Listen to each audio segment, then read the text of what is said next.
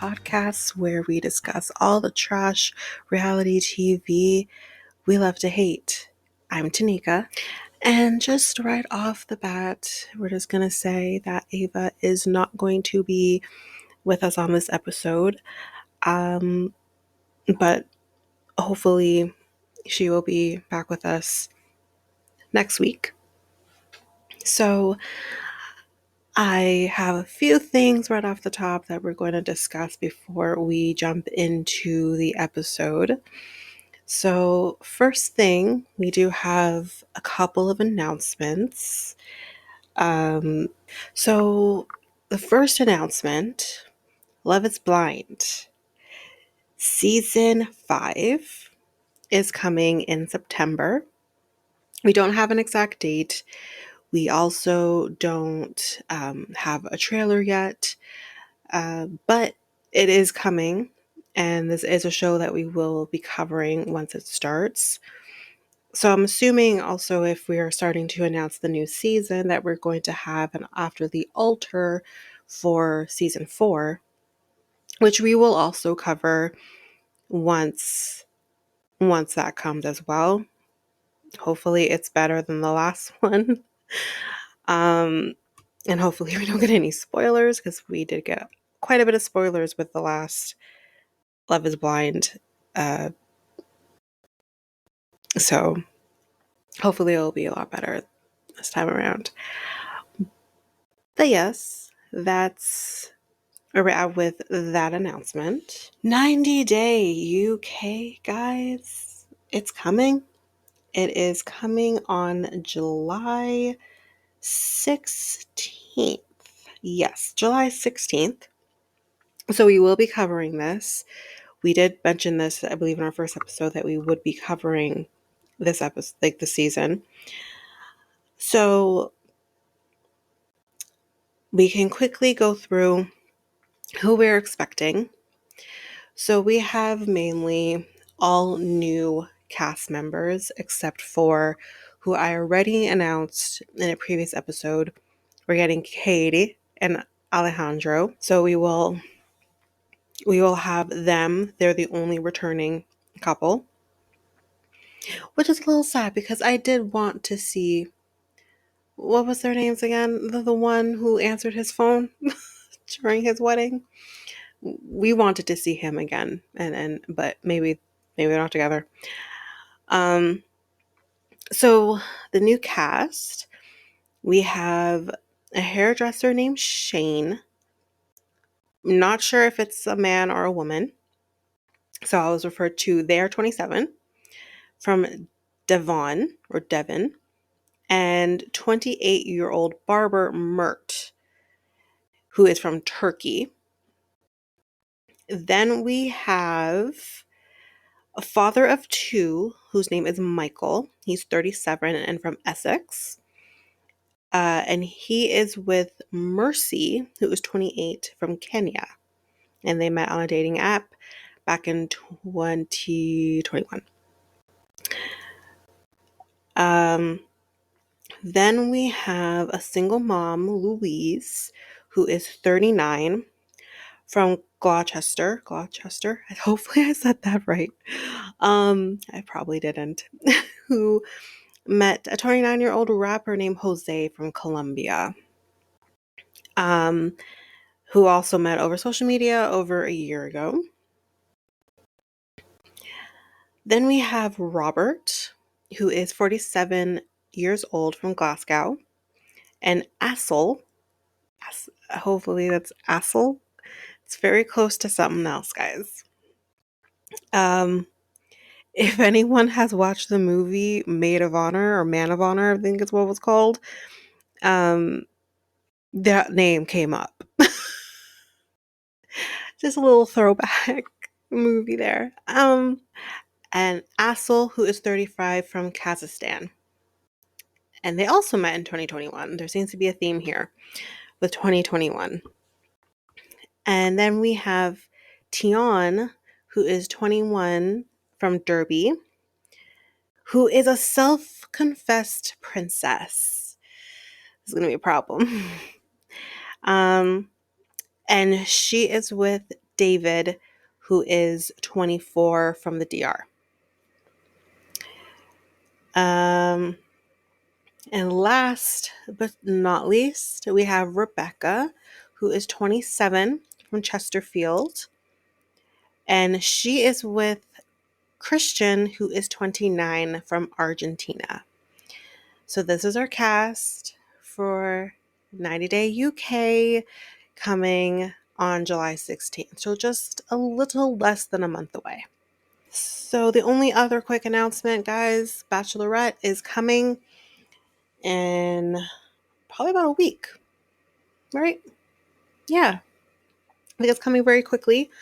So what we are going to be doing with Bachelorette, because it is going to be a very different format than what we cover, the other things that we cover and will be covering in the future, we are deciding to do bi-weekly episodes with Bachelorette.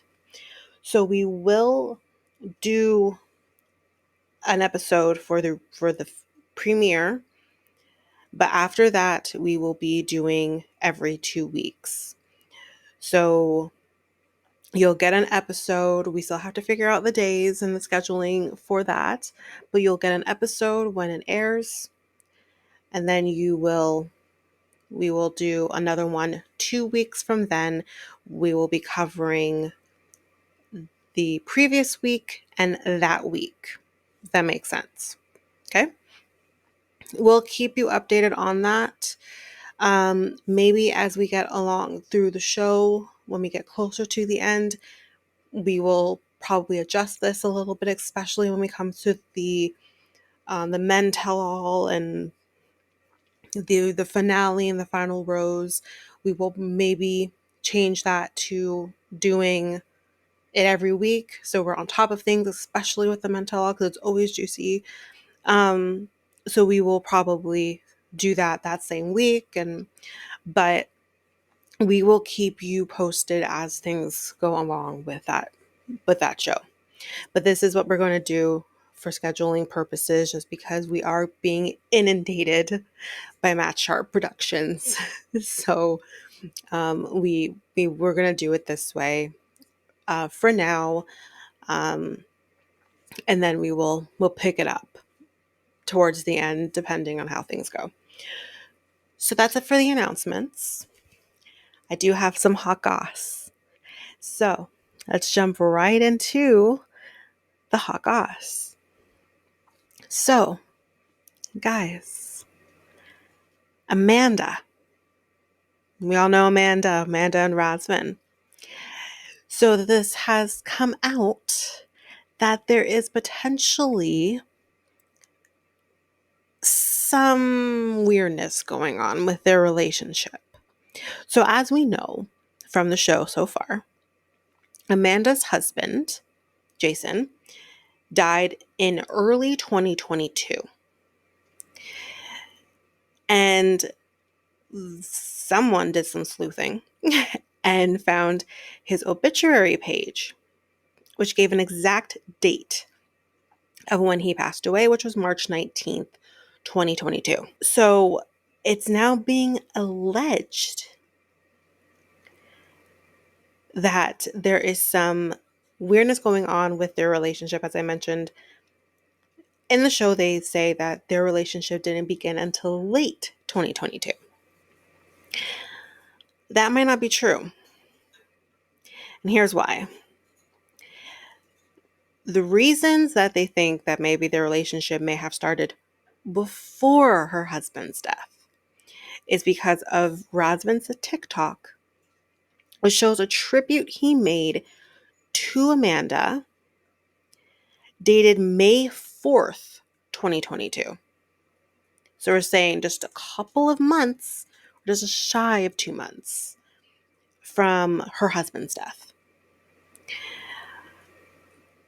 So it would show that they have at least been talking during this point when her husband could have still been alive, or at least have been talking not long after his death.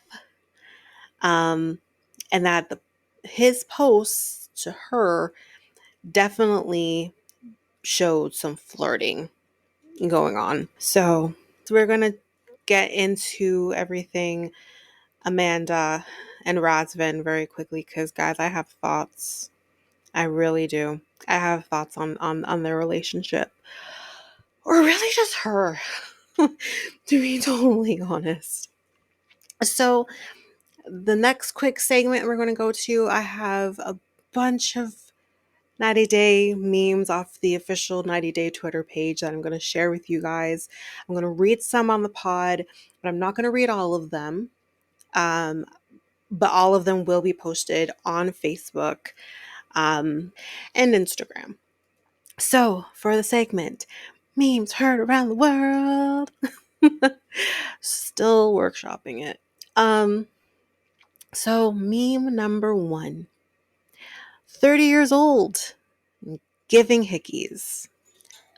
We'll get there because I have thoughts about that as well. Meme number 2. This dude really slid into her DMs with the book of Psalms. He did. Meme number 3. 5 years and no video call? Tyray, you don't see any red flags? We'll get to it as well because I have thoughts about that as well. Meme number 4. Anybody else suspect the K1 visa may have never been filed at all here pertaining to Gino and Jasmine? I kid you not, I thought the same, but we'll get into it. Meme number 5. Can we just call Neve and Cammy and wrap this Tyray situation up? Thank you, ma'am. Thank you. This is what we've been saying. That's it for memes heard around the world. So I do have one more hot goss. Usman. For those who don't know, there has been a lot of talks about, I don't know, a tour in the UK that he's planning to do, which, from my understanding, it was seeming very sketchy. It still seems very sketchy because, sir, why? You know. But that aside, I think it's starting to make sense why he maybe was targeting the UK of all places. Because, guys, he's got a new girlfriend. He's got a new girlfriend. He posted on his Instagram saying, "Love is a beautiful thing. It's amazing to fall in love and to get it back in return. I'm officially off market, not by force," he says, "but by choice. This one is the right one for me. Check us out. Don't you think we fit?" Guys, no hating, please, is what he posted on his Instagram. And he has pictures, a few pictures of him and his new girlfriend. She looks very pretty. I'm not gonna, shit on that or anything like that. But not by force. So, sir, are you trying to say that baby girl Lisa and Kimbali forced you into a relationship? Sir, no one can force you into a relationship. Nobody. You made a choice. You forced yourself into those relationships because you wanted to be in the States. So I guess you figured, well, England's the next best choice, I guess. It's very weird. It's very weird. But, so that's that on the hot goss. Okay, so let's jump right into B90 Season 6, Episode 3, Overboard. I get it now. We're going to get into all of this. This is going to be a fairly long episode because I have, I don't know, about 5 pages of notes on Meisha and Nicola alone. So here we go. So we're going to start off with Amanda and Razvan. So we go into Amanda saying he is taking too long with her coffee. And he does a little dance thing, and while the coffee is doing its thing, and then he goes back into the bed with her, and he says to her, "Why do you sleep with your socks on?" Now, guys, I personally don't sleep with my socks on. Um, I don't. I've tried, honestly, but it's just not for me. And if you choose to sleep with your socks on, that's good for you, I guess. But he does say, "I hope when we have sex, you don't wear the socks on." Isn't that usually the other way around, that a woman says that to like a man or something if you are a straight woman? And I'm just like, yeah, I personally don't want my partner wearing his socks while we are being intimate. So it's just like, I hear that. And she doesn't even say anything. She doesn't say, "Oh no, I'll take them off." She just laughs, and because, yeah. Anyway, so we find out that they didn't have sex, they just cuddled.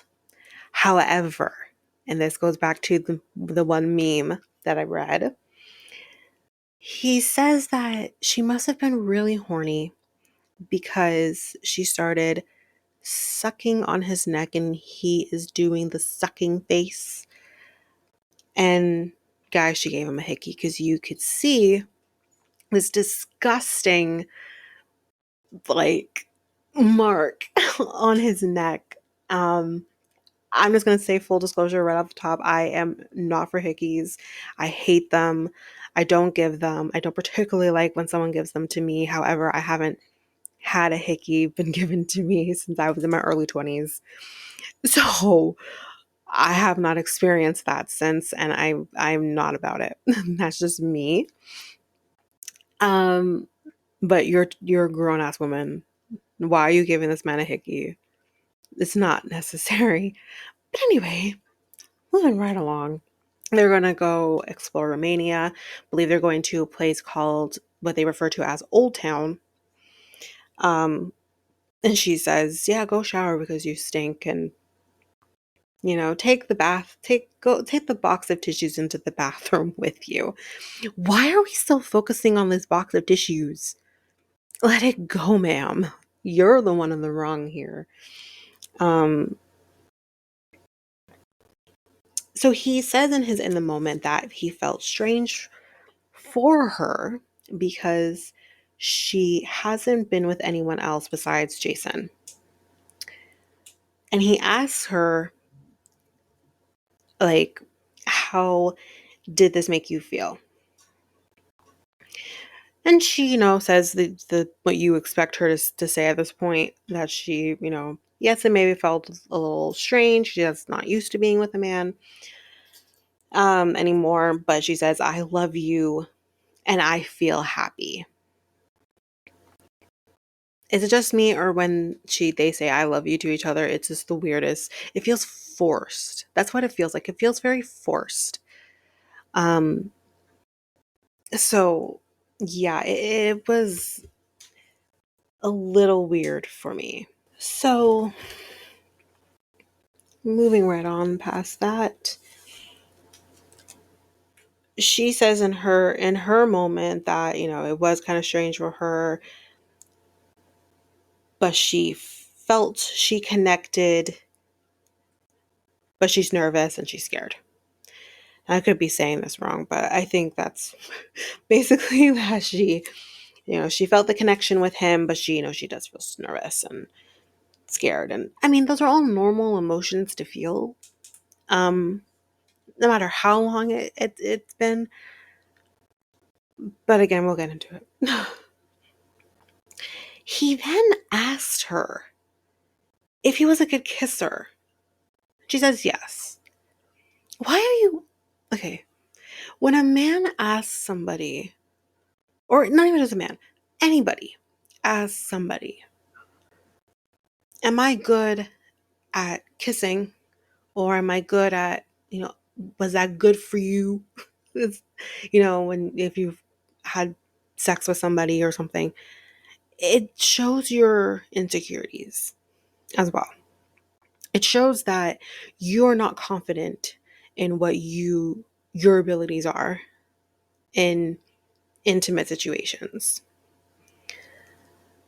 I can say this because the men who have asked me this question are the ones that had every right to feel insecure. We'll just put it that way. However, the ones who have not asked me didn't need to to say that, but it was very. I found it very strange that he asked that of her.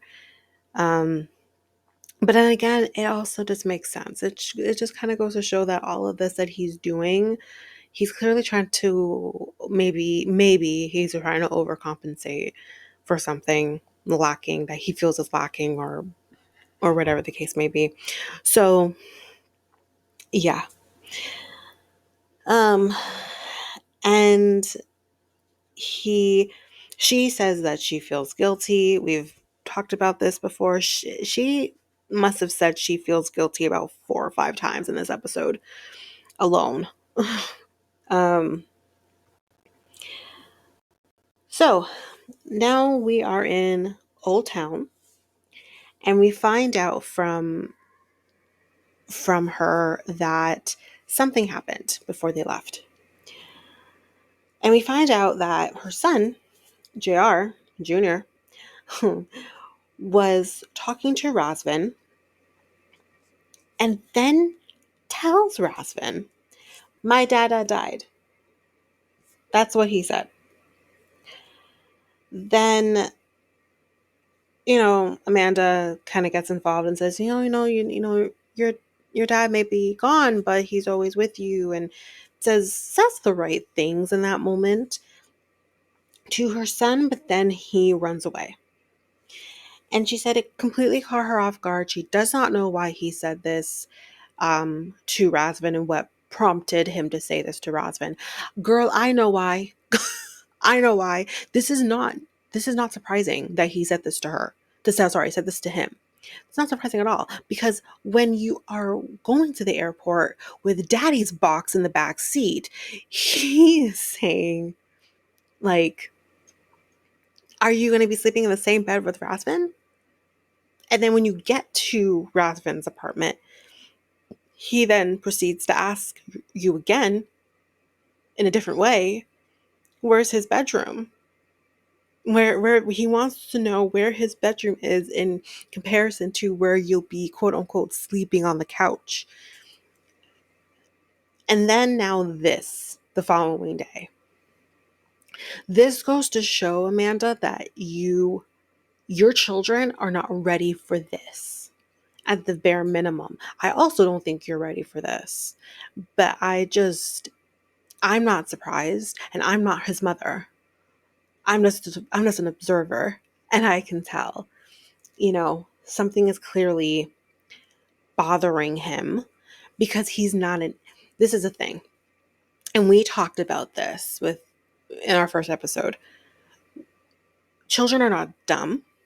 As much as you want to show your children that Razvan is just a friend, and you're just going to go visit your friend in Romania, your children probably already know this is not just a friend. This is probably somebody who's coming into our lives and going to interrupt our lives when they're not ready for someone to come and interrupt their lives. And they know that this person is not just a friend. They know this already. They're just not vocalizing that to you, because they either don't feel comfortable to vocalize it to you, or, in all honesty, they shouldn't have to. And I'll get to it later on in their scenes, because I have more thoughts about this that I'll get to at that point. So she says that it makes her feel sad and is second guessing if she should have even come to Romania. Yeah, I don't think you should have gone to Romania. I don't think I don't think your family, your immediate, your little family right now is ready for this. But again, I'll get into it a little more. Um,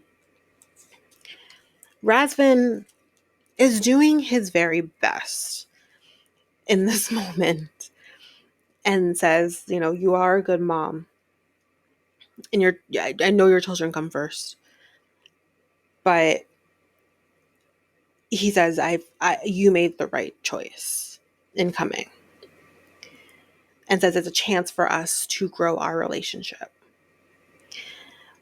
And she says it's a good choice over my children's well-being.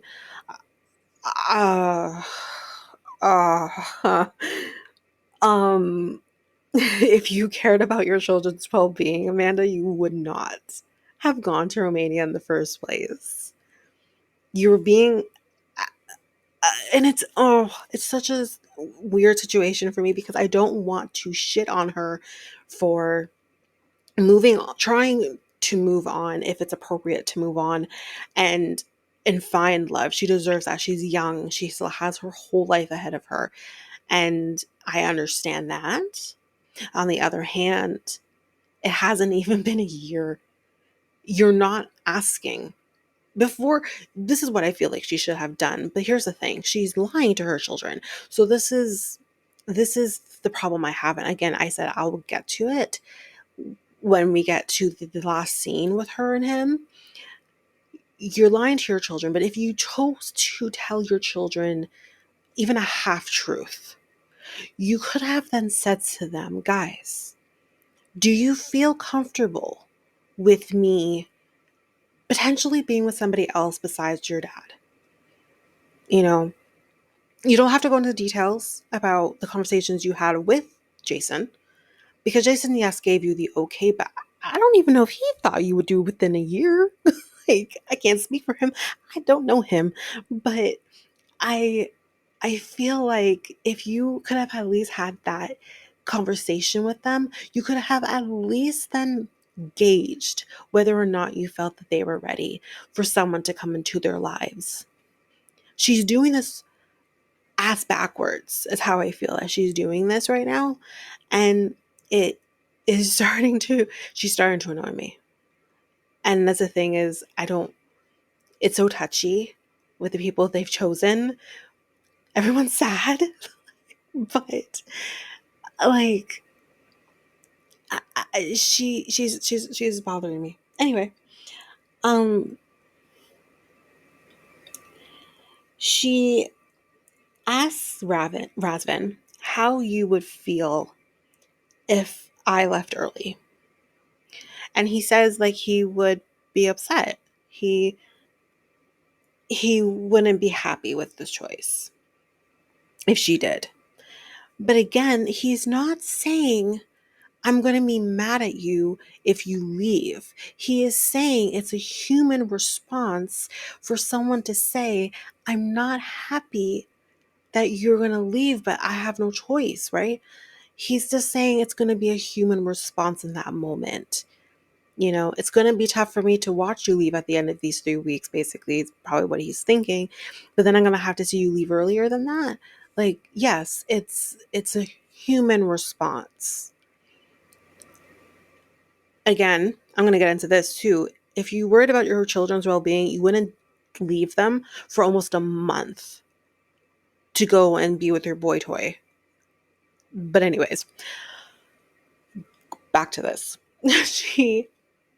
she then questions, so you would be upset. Why would you be upset? Well, why wouldn't he be upset? Wouldn't you, if the tables were turned, wouldn't you be upset? Although you're not saying, please stay here and don't go back to your children, he's not saying that. He's not saying that at all. What he's saying is, I'm just going to be upset, but like, I have no control over how I'm going to feel. I'm just going to be sad because you're not going to be here. And, you know, I have this plan for you to be here the 3 weeks and whatnot. Like, she does this again in the last scene with them. She twists his words around to suit her. And that that's not okay. I have a problem with that. And he says, the 3 weeks will go by fast. That's what he says. He says for him, it's going to go by fast. And then she says, for you, well, why not for you as well? If you are in love with this man, right? Why wouldn't you think those 3 weeks would go by fast? If the 3 weeks are not going to go by fast for you, and you are going to be sitting there, and not to say that you're not going to sit there and think about your children and worry about them and want to make sure that they're okay. It's not about that. That's not the problem here. My problem is that you're not going to feel the same way. You're not going to think, oh God, these 3 weeks flew by so quickly. Now I have to go back home. And yes, I'm ready to go home. I'm ready to be with my children. I miss them like crazy, but I'm going to miss you too. And I hate that I have to leave you back here. Aren't you going to think those things as well? Like I'm very confused by her and this quote unquote love she has for him. I I don't know. Um but he says, let's not talk about it anymore. Let's just enjoy what we're going to be doing today, and let's not talk about this anymore. And again, she says, I feel guilty for leaving my kids, and that the kids still have strong feelings about their dad's passing. So, girl, why'd you leave? And again, this is something that Ava said before. Why would you leave? Like, I God forbid something happens to you while you are in Romania and your children have just lost their parent, their other parent. Why would you? I can't imagine that these children are probably feeling somewhat abandoned in this moment. And again, I'm just kind of speculating. I'm not saying they necessarily feel that way. I'm not saying that they shouldn't have some form of separation from their mother. But when they are ready to have that, right now, they're maybe not ready for that. It's important to have that, to know I'm leaving, but I'm coming back. It's important to have that, but it's not, I don't know if they're ready for it less than a year after their dad's passing at that time, at the time of filming. So we see them walking around Old Town, um, Old Town, and he shows her, they're kind of window shopping, and we see some traditional dresses. And he says, like, these are dresses that you would wear and you would do our traditional dance, which is called popular, I believe is what he said. And then she says, okay, show me now. That's what she says. And it's not so much about asking him to show, because again, like I think I've mentioned before, I am with an African man. He's from South Africa, and he has showed me different things, traditional things, um, within his culture that I'm interested in and I want to see and I want to take in. That's what you do when you're in love with someone, right? You want to learn their cultures and their traditions, and you're invested in that. So I'm not shitting on her in that sense. I love that she was interested and she wanted him to show her. It was just the attitude of which she asked him. She's like, show me now. Do it right now. Dance, monkey, dance. That's basically what she was doing. And I'm like, girl, there's ways. That's not it. But so he shows her, and it's very, kind of like I don't want to shit on it. I'm not shitting on it at all. I thought it was very interesting. And he's just like kind of doing this two-step thing, and he has like his hand behind his back. And he's doing this dance, and then he says, let me teach you. So he's teaching her. It's this great moment. It was all fine, no problems. They walk past this building that he refers to as a palace. So he says it's a very old building. And she says it's kind of something you see in the movies. Yes, sure. Um, so then he says, you want to go get some drinks? And they go and they get some drinks. And he cheers to a beautiful future. I don't know if that future is ever going to happen for these people, but anyways. Um, so he then proceeds to say, I want to ask you something.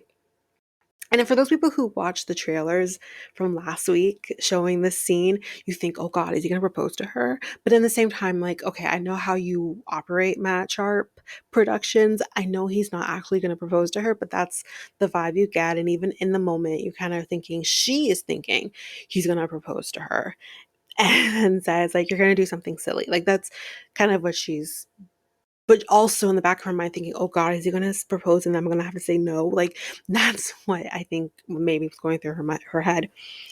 But then, and tell me if this sounds familiar, he then gives her the key to his apartment. You guys are not going to work out because the last person who did this, he literally then proceeded to tell our Darcy, you gained weight. Like, you know what I mean? You guys are not gonna work out. Um, so obviously we're getting obviously you know how to everyone's getting the oh God, this is Tom and Darcy, and that obviously didn't work out. Um, but then she says, you know, I don't imagine I'm gonna be in Romania very much. After this, like if I do come back, like it's not gonna be anytime soon. So I don't have any use for your apartment key. And then he says, oh, that's okay. I'll just come there. And she's like, what do you mean? He's like, I had an interview. What interview? For what? Is what she says. And then he says, I had an interview for a tourist visa. And if all goes well, I can come to the States pretty much right after you leave. So we find out that he never told her about his plans to get a tourist visa. He never told her. And she says, no, this isn't gonna work. Like it's not gonna work. It's not realistic, is what she says. And you can tell that he looks very sad. But she says, I need to talk to my kids and I need to make sure that they're going to be okay. Now, before I go any further, here's what I'll say. His intention was pure, I think. I think that he really wasn't, again, this guy's 26 years old. He's not thinking like I'm doing something wrong, that maybe she needs time with her kids afterwards. He's not thinking that way. But again, I don't think he's being malicious in any sense. So I do agree with her with this, that it may not be this realistic right now for you to come right after. Like, give me time with my children. Let me, she needs that time with her kids. She's gonna be gone for 3 weeks. She needs that time with them. So I understand from that perspective. However, that's about as far as it goes, because she says it feels too soon, is what she says. Do you mean it feels too soon to be in this relationship? Because, ma'am, are you kidding me? You're going fast in all of this. Because then that's also what she says later, a little later on. She says, this is all going too fast. Your whole relationship with Razvan is going fast. Your grieving process feels like it's gone too fast. Because, or not even so much that, I feel like she's not so much that it's going fast, because I don't think she's still grieving. And everyone grieves differently. Everyone grieves different lengths of time. Everyone handles it differently. That's not so much the issue, but I feel like maybe she's trying to force herself into something, like we've said, she's just not ready for. So he says, okay then, maybe after a month. You go, I stay here for another month, and then I come. And she says, I don't know. And then, like, she's coming across very dismissive. And then he says, I feel like you really don't want me there. And I don't know, he's not wrong. Like, here's my thing. Do you not want him there at all? Because then that's problematic. Or do you just not want him there in the first month, 2 months, even 3, 4 months? Because then that I can understand. You need to have time with your children. You should not feel rushed to have a conversation with them because he wants to come. Nothing like that. But then here's the other solution, and I'll wait till we get to the point that she says this. But she says nothing to him when he says this. And in the moment, she says, like, she thinks it's insane. And again, says, like, they're moving too fast. He says, maybe when you go back, you can tell them we're together. And this is what I mean about the fact, like, she should have told her children something before she left in the first place. I don't think she's like I said before, she's doing this all backwards. But and she says, like, I don't think you fully understand what it's like to be a widow with 2 kids and then go to a different country to meet another person and then have to introduce them to you. And my thing is with that, Amanda, is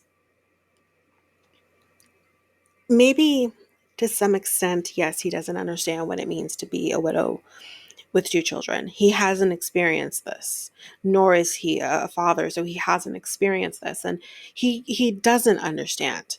However, I do believe he sympathizes with the fact that you are in this situation, but he can't have empathy about it because he doesn't understand. He's never been in the situation.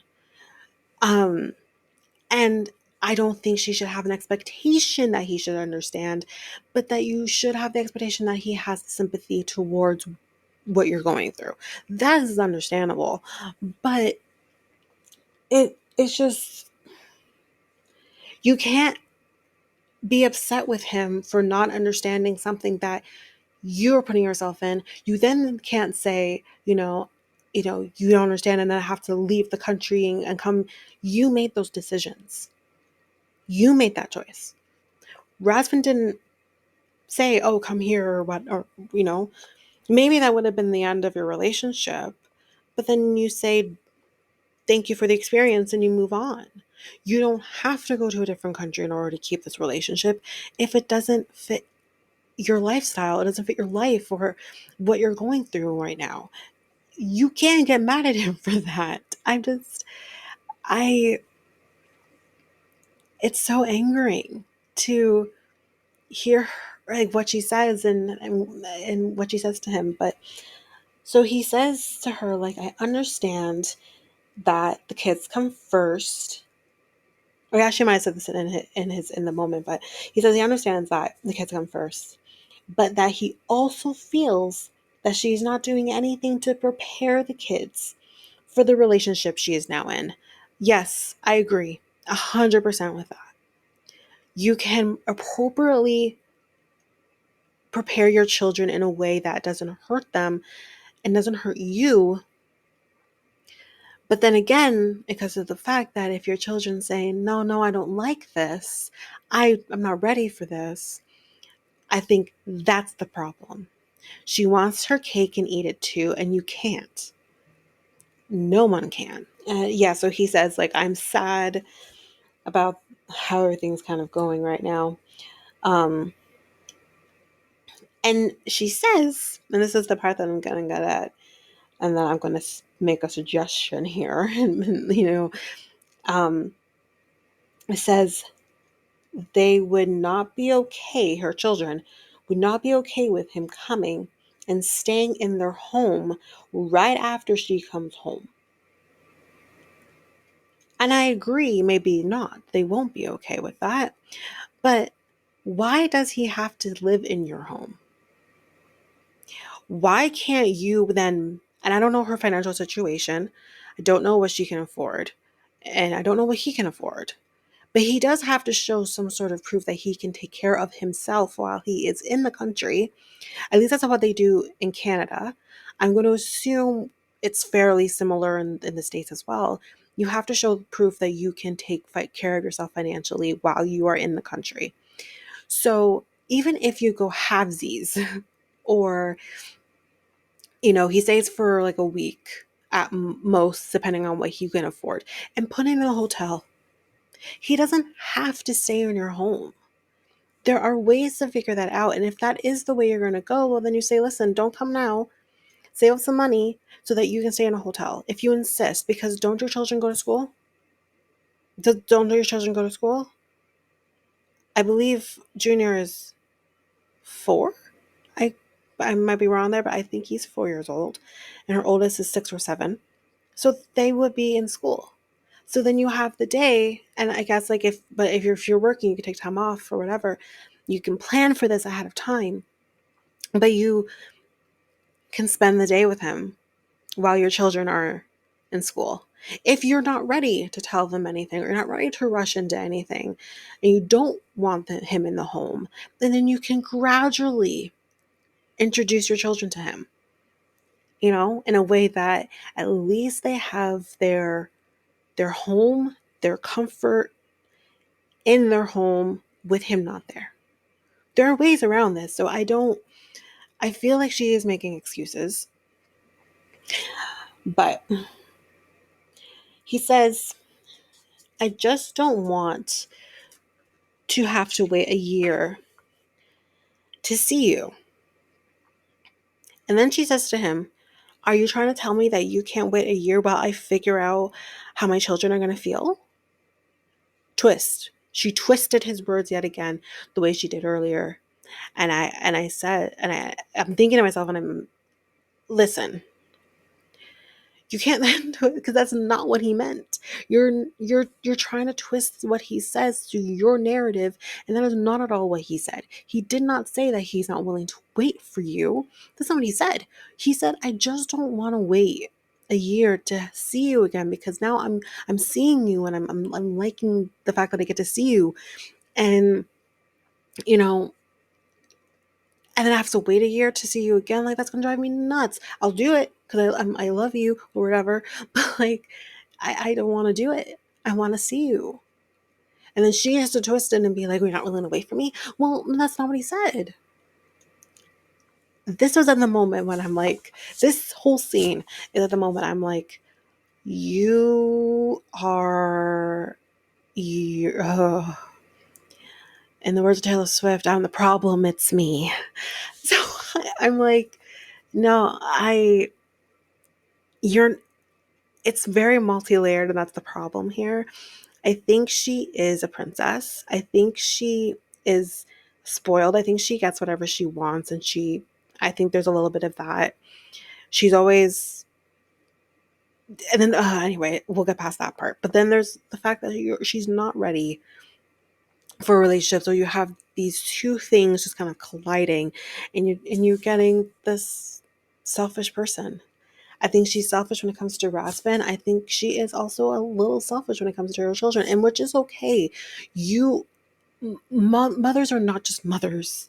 Mothers should be allowed to be a little selfish, to take care of themselves. No, it's easier said than done, but I believe in that.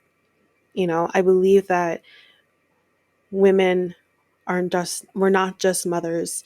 We're not just employees or bosses, or there's so much to women, and I get that. That's not what I'm getting at all. She should be allowed to be selfish. However, not like this. Not like this. This is a whole other level of selfishness, and I am gonna have a problem with her. So we're almost done with her, guys. And then she says to him, it would be hard for them if you come into their lives, it not work out, and it's another man that leaves them, just like their father. Ma'am. First of all, number one, this is so messed up. Number one, if you are afraid of this happening, which I totally understand and get, this is a fear that I think any woman would have, even if their partner hasn't passed away. This is something that you worry about, bringing someone into their lives and then they just leave and then you have to explain that to them. I get that. That's the legitimate fear. I get it. However, you control that. You control that, whether or not, you know, you're not doing things inappropriately in the sense that you want to feel him out and everything like that. I totally get that. I don't have a problem with that. And I don't think Ava would have a problem with that either. I have no issues. However, you then can't turn around and say they can't handle another man leaving their lives the way their father did. Their father didn't have a choice. And what happened? He got sick. He got cancer. And he did his part in trying to figure this out. And the doctors, weren't able to detect what was going on. He didn't have a say. He didn't have a choice. He didn't control what was going on. And then him passing away, I'm sorry, but I didn't know we had control on whether or not someone dies. I didn't know that. I didn't know I could control whether or not I die or when I die or anything. Well, hell, I'd be like, you know what? God, not today. Not today. I'm not going to die today. I'm good. I'm going to stay here for a little longer. Didn't know. So for her to say that their father left them, is this what she's telling her children? Because that is so problematic. I really hope that's not what she's saying to her children. I'm gonna go and say that's not what she's telling her children. Cause I just want to think that way. But this is so problematic. Their father didn't leave them on purpose. He passed away. He died. Like when she said that, I'm like, oh my God. Like, she didn't just say that to him. Sure. But she says she has to make sure that her children are okay. So this is a fragile situation. No shit. And she wants to be sure before she gets her kids involved. Which I don't, again, as I said in length, I don't have a problem with that. She needs to be sure. But she's just going about this all very, very wrong. Very wrong. But okay. Okay, so now we're with Riley. And we see him packing to go to Vietnam. And he describes his packing as the same as playing Tetris. Oh boy, that's for those people who have seen the Tetris murders. This is, and I'm actually currently watching the Tetris murders right now. Bad timing. So he tells us that Violet's birthday is today, so he's bringing a bunch of stuff for her, purses and whatnot. And this is why he says it's like playing Tetris, because he's trying to figure out how to make it all fit. So he says that he still feels worried after his conversation with the PI. But he's still gonna soldier on through. So his friend Alexa, and I'm so sorry for those people who have an Alexa, but you might want to listen to this part with your earphones so that you don't set her off. So she's taking him to the airport, and he tells her about the situation with his dad and the 150 text messages that Violet sent. And she is just flabbergasted by what he just told her.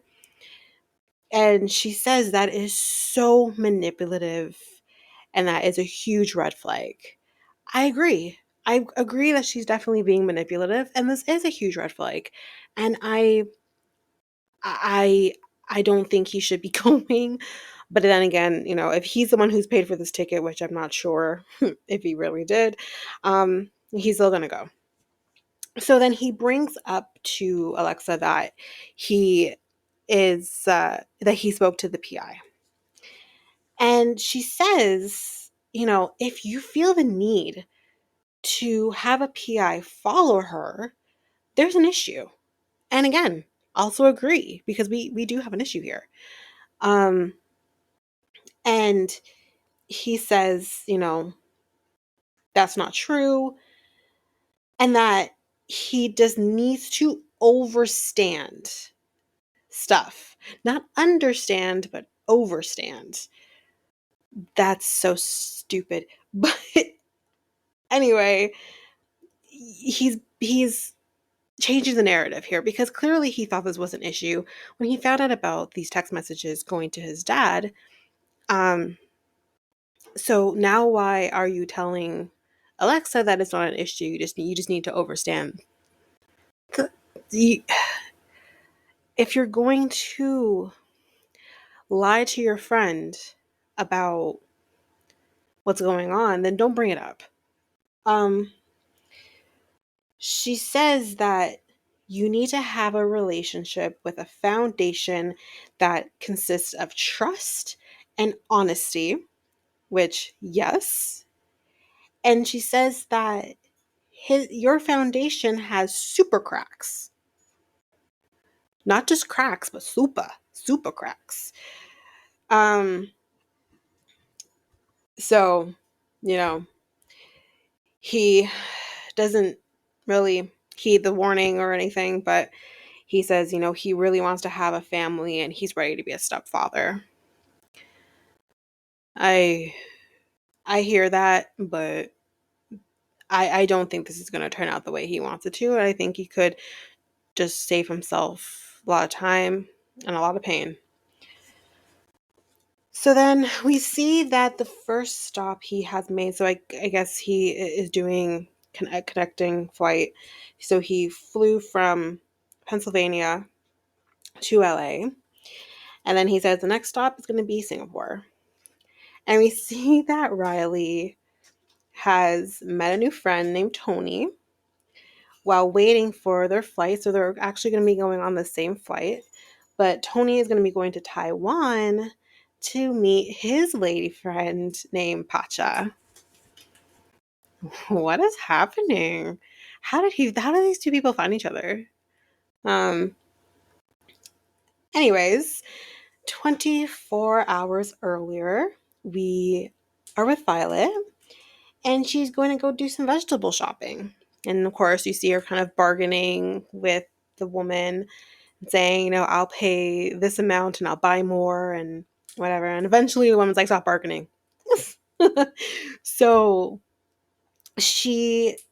Violet tells us that she's a sweet woman, but she's also a strong woman. And she always gets her way. Well, this is a great start. It's a lovely start. So she tells us that she was married for 15 years and she has 2 daughters with her ex-husband. She felt that her ex never really supported her emotionally or financially and wasn't really helping financially raise their children. So she got a divorce. Fair. And she says, she says Vietnamese men are very patriarchal And she does not want a man who's going to force her to live the way he wants her to. Because she says after the divorce, she's become very independent, doing her own thing, and she kind of wants someone in her life who can match that. So she decided to date a foreigner. And she said she found Riley on the dating app, and she said kind of what attracted her was the fact that he had photos with his dog. She said he had a very cutie dog, and he's also very cutie. That's what she says. And she says that he really makes her laugh more than any man has really made her laugh before. So this is all sounding pretty good, right? So later that day, she's meeting some of her friends, and she's clearly late because one of her friends says, "We've been waiting for you. Like, what took you so long?" And she tells us that she has told her family about Riley, but she hasn't told her friends, which I think is actually really interesting that how this has kind of gone backwards. That you've told the family first, but you didn't tell your friends. I thought that very interesting. But she tells them that she's seeing someone from America, and they kind of start kind of giggling a little bit. And they ask her, like, how long you guys have been speaking for. She says, for a while, a little over 2 years. And they ask her, like, why haven't you told us after 2 years of being with this person? And she kind of like deflects a little bit and says, well, I told Lone. Maybe she forgot. Like, and they kind of call her out on her bullshit a little bit, and they say, no, no, no, no, no. You're just trying to separate us and cause confusion. Like, don't do that. Like, why should Lone tell us? You should be telling us. So Lone ends up asking Violet, like, do you guys fight? Or have you fought? And she says, well, clearly this was a very producer driven question, but she says, yeah, like probably like 180 times. She's been counting, guys. Um, and she says, like, they kind of go through this cycle of fighting, blocking, fighting, blocking. And, that's kind of the cycle that they kind of go through when it comes to their fights. And one of her friends says, like, I don't like that. And that's why that happens. And Violet says, like, they're over tiny things. And that I will never admit that I'm wrong. Even if I'm wrong, I will still say I'm right. That's a problem. I think, especially as women, we tend to have a hard time in saying, I'm wrong. I'm the problem. It's me. We have a problem with saying that. But it says a lot about a person who can say that. Say, yeah, you know what? I fucked up. I will take responsibility. I'm sorry, whatever. So the fact that at 43 she hasn't learned that yet is very problematic. But she says that he gets extremely crazy because of his trust issues. I mean, yeah. I think, again, you need to kind of work on things, Riley, because you got ghosted and you found someone trapped in a closet. She says that they have a lot of differences when it comes to their culture, language, and that they need to get to know each other. And because of that, she wants to take things slow. And I completely commend her on that. She says when it comes to them being together, it really just depends on feelings. And she says that he needs to trust her. Okay, so now we have a new couple alert. We have Meisha and Nicola. Okay, guys, this segment's going to be long. It was so much information that we got about them. So, we start off in good old Catholic Church, a place where I spent the first 13 years of my life. Anyway, so we see that there's a few people saying that Our Father who art in heaven, hallowed be thy name. she tells us. So, anyways, first of all, before we even get into it, Meisha is from Minnesota, and she tells us that she was an on-air journalist. Cool, cool, cool.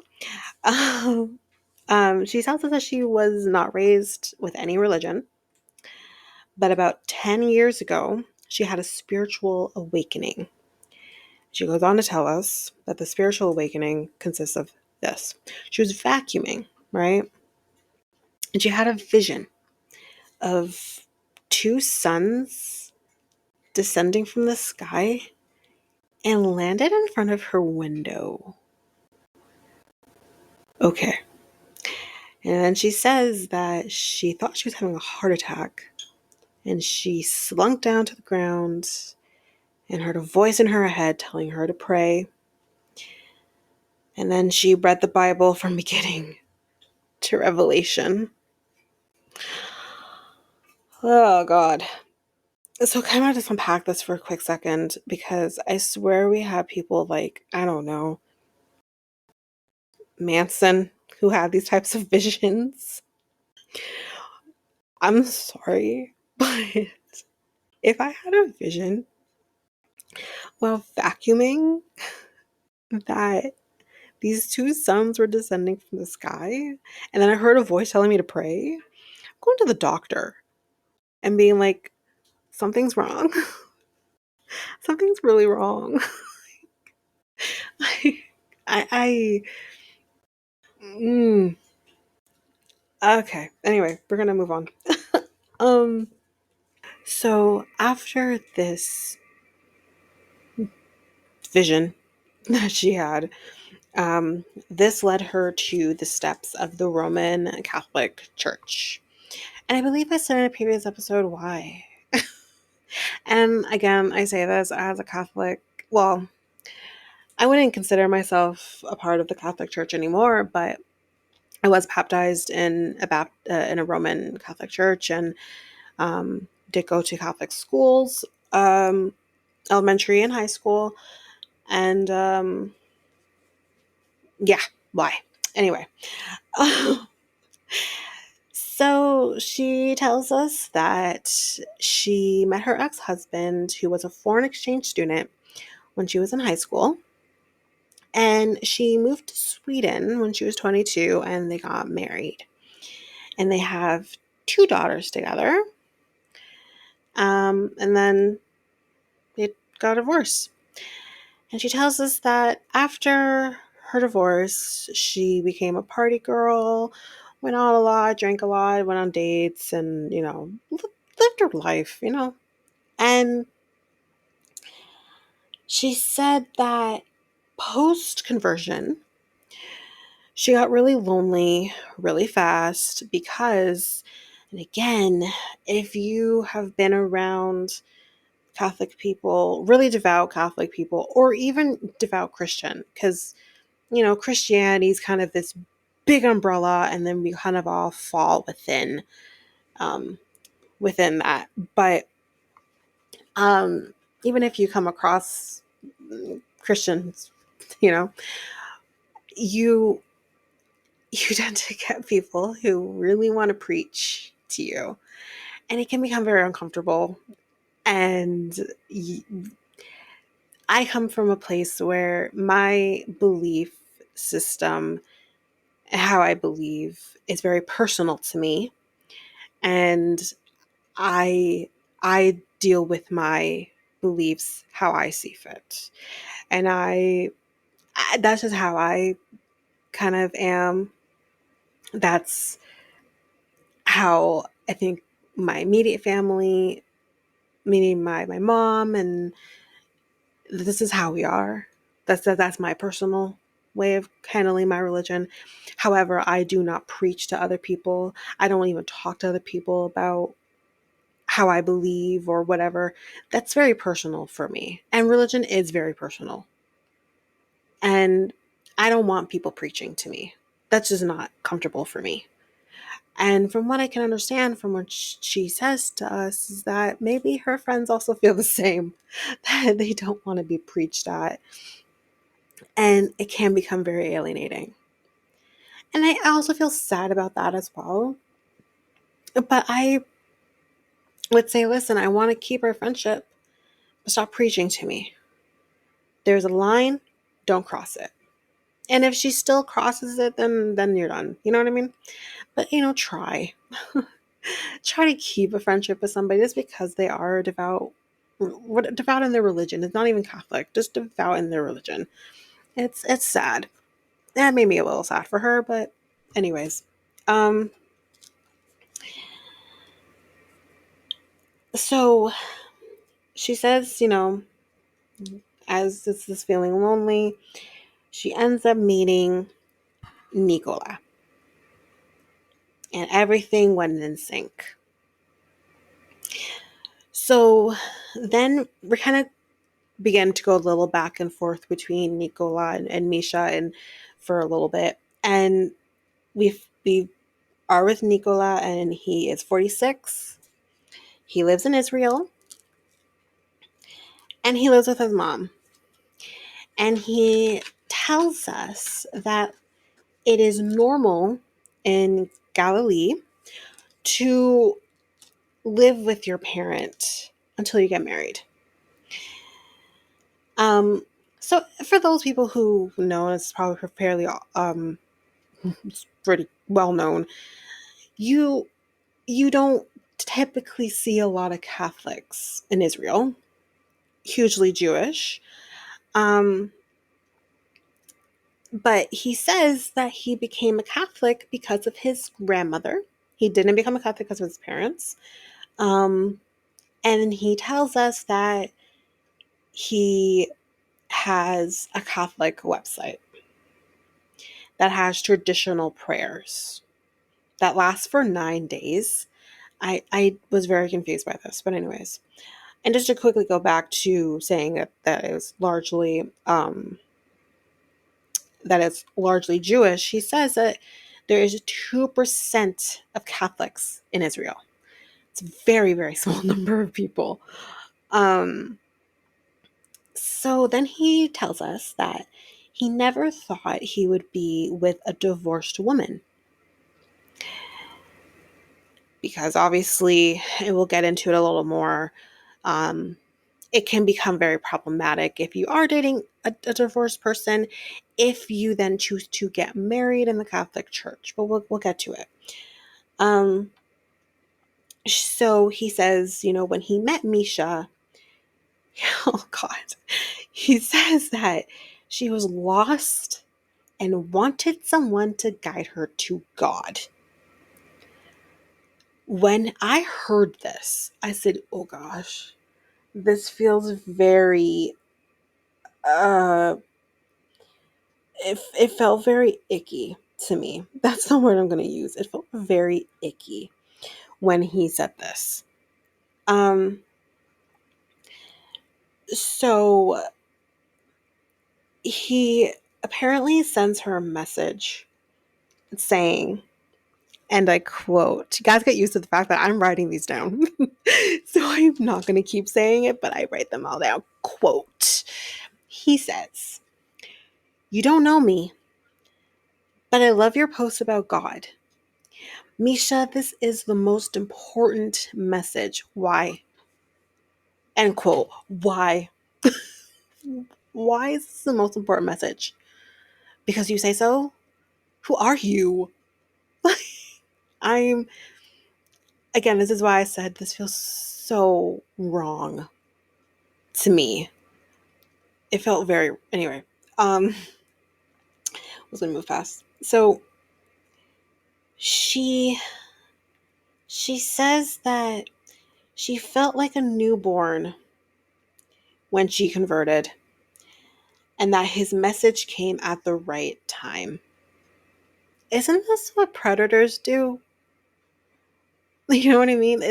This is what Tyray is going through at the moment, Like someone came in at the right time and just knows how to manipulate. I'm so, I hate it all. Guys, I hate it here. But anyways, um, so we see another text exchange. And this one's now from Meisha, and it says, I go to church, but I still have more to learn. I want to go deeper in my faith and in my learning. I am hungry for it. End quote. Um, are we still talking about God? Or are we talking about something else? Like, anyway,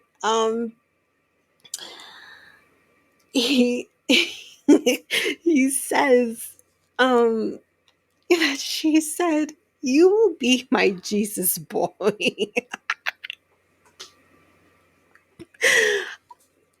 You will be my Jesus boy. What is happening? I'm just. Mm-mm. Mm-mm. So then she tells us that she quit her job as an on air journalist and devoted herself to her faith. And yeah. And she said that in doing this, it brought them closer.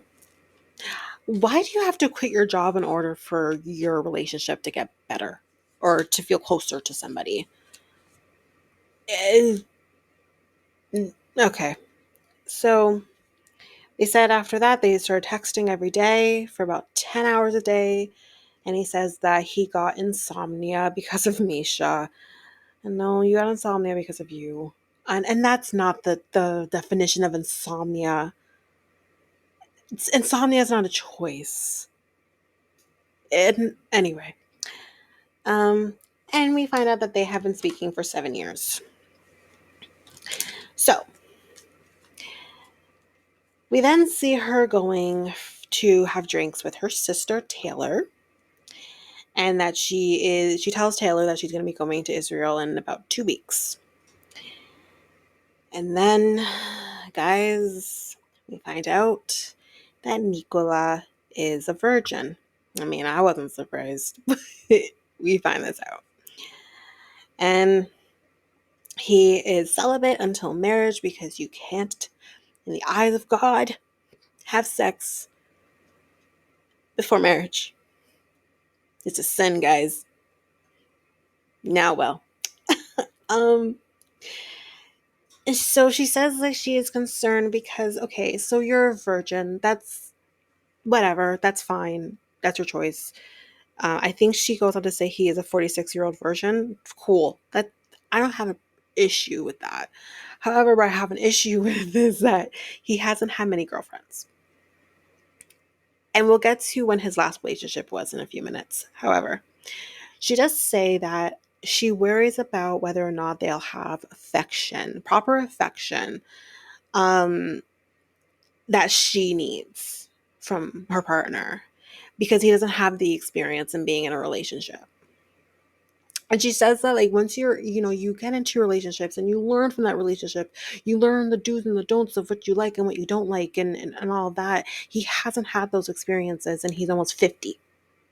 And she said that worries her.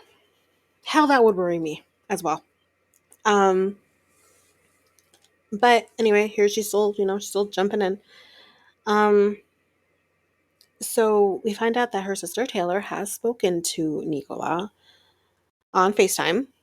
And she says, he seems nice. So then her sister says, it's great that you're going and you're meeting him, but, can't you wait to get engaged? And Meisha says, like, even if, she waits to get engaged, gets all the answers that she needs answered and all that, or sorry, all the questions that she needs answered, she still doesn't feel that she would walk away.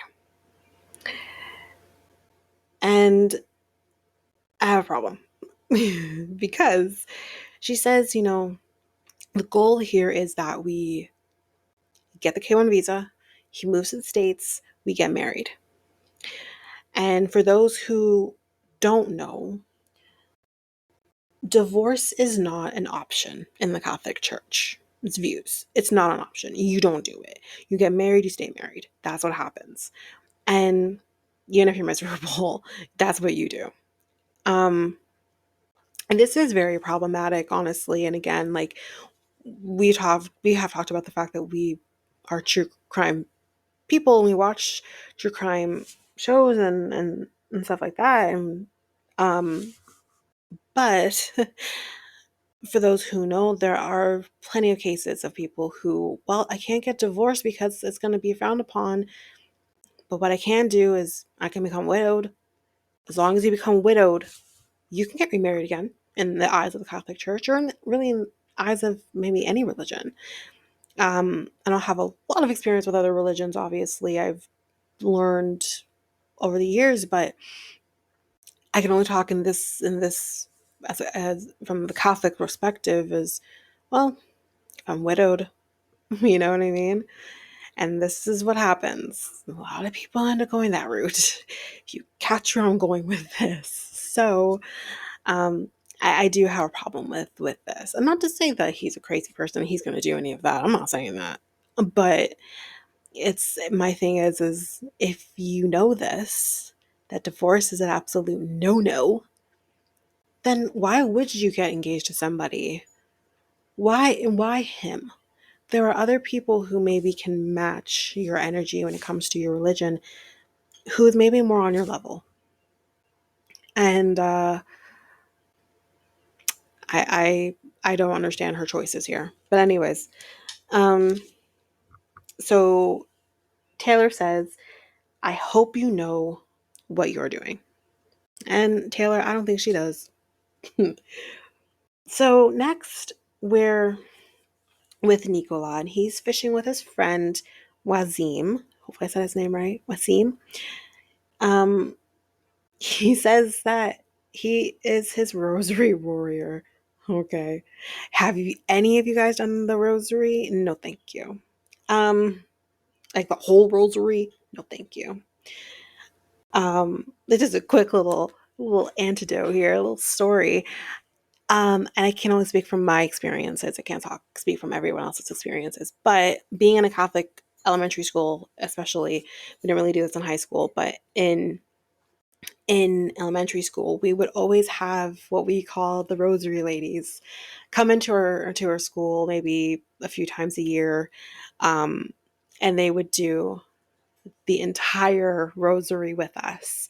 And for those who maybe haven't seen the rosary, basically it's these beads that have like around the the long part has 10, it's a 10, I think it's 5, sorry, 5 sections of this, the prayer beads. So there's 5 sections of it, and you have like these 5 big beads that represent I believe it's the Our Father. So you would say the Our Father, right, with those 5 big beads, and then you have in between those 5 big beads 10 little beads, and then you would have to do 10 Hail Marys. So picture this: you have a room full of, say, 10-year-olds who have to do 50 Hail Marys, 5 Our Fathers, and this would take over an hour. And this is what we had to do. And then there was also another section where the crosses, where you had, I believe it's 2 of those bigger beads again with the Our Fathers, and then 3 small beads where you would do the Hail Mary. And you wouldn't always do those. On special occasions, you would do those, but you would always do the 5 rounds of prayer. This is what you did in the Catholic Church. No, thank you. I have rosaries still in my home, but ask me last time I've done the rosary. It's been, I'm going to age myself sometime. I'm going to go there. It's been a long time. Um, so yeah, I was like, ooh, no, thank you. Um, so Nicola tells us that, Meisha, she gets mad if He doesn't answer his phone when she's trying to get in touch with him while he's fishing. He says he loves fishing. This is his favorite thing to do. And I believe, and again, I'm not trying to pinpoint this because these two people are all they're from Israel, but I believe Alexi's the same way. He's huge on fishing. So it's clearly something that, they're both very passionate about, but he even seems even more so. He's very passionate about his fishing. He basically says, his friend says, well, she does that because she loves you. No, that's not why. I mean, maybe. I'm not saying she doesn't love him, but what I am saying is no, that's just control. And his friend says, Misha's out of his league. Yeah. Yeah, she kind of is. Um, and he then says, Nicola is broke. Guys, Nicola doesn't have a job. So then I ask you, Meisha, what is so interesting about this guy? He's a virgin, number one, for me. Number two, he doesn't have a job. He's not working. And number three, he lives at home, which I understand is traditionally what happens. But these are all three things that doesn't bode well for him. So why are you with him? It's so weird to me. But anyways, Nicola says to us that the last time he has kissed or touched a woman was in his last relationship, which was 16 years ago. I don't know, man, because nothing is making sense to me. But he says to us that that relationship was not a serious relationship. So here, if you are a 46-year-old, the last time you were in a relationship, you were 30 years old, and it wasn't a serious relationship. I'm sorry, but if you haven't had a serious relationship by the time you were 30, that's a red flag for me. I like that's a red flag. Um, and he proceeds to tell, well, Wasim, because Wasim and him are talking about this, about the fact that, of course, he would prefer a virgin. Ew. Um, but he tells us in the moment, the Bible says, if you bring God into your life, you become a new creature. Past doesn't matter anymore. So because of this, he must look at Meisha in a new way. She's a virgin. Jasmine would be jealous. She's a virgin, he says. Because, oh God, he says the Holy Spirit came in her. Repeat, came in her and changed her from inside to outside. This is so disgusting. I'm so mad. So mad. Um, so his friend says, your mom wants you to have a virgin woman. And one that will ideally give you kids. No, that's not happening. It's not either front. Again, he's 46 years old. Like, I can't. Moving on. He, he says that he feels that his mother won't like her. And because of this, he has not told his mother about her at all. And he tells us like his mom, I guess, knows he's talking to somebody, but thinks like it's just a friend. Like doesn't think it's a real thing, doesn't think it's a relationship at all. But he says to us in the moment, he says he didn't plan this. God did. So of course he has to follow what God wants for him. Moving on. she So now we're back with Meisha. And we see her calling Nicola. And for some reason, we're arguing about whether or not the cat is going to be in the bed when he is there. This is not a conversation to be having at the moment. This is stupid. Anyways, she tells us that she had an interview with the archdiocese in order to have her previous marriage annulled. Because again, as we mentioned very briefly, and I'll get into a little more here, is that if you want to be married in the Catholic Church, you cannot have been married previously. You can't be divorced. You have to have an annulment. And I was a little confused by this, but I think, again, you think about it from this perspective, I think like it can kind of start to make a little more sense. It's not so much that she's trying to get a legal annulment, because you'll never get a legal annulment. You were married for some time with this person. I know she mentioned how long she was married to him for, but I can't remember now. But for a while, and you had 2 children with this person, you're not going to have an annulment. You need to have such fine proof to prove an annulment. And you're not going to get that annulment after decades of being with somebody. That's just not how it happens. But she is trying to get an annulment through the eyes of the Catholic Church, which is a completely different situation. Right? Completely different.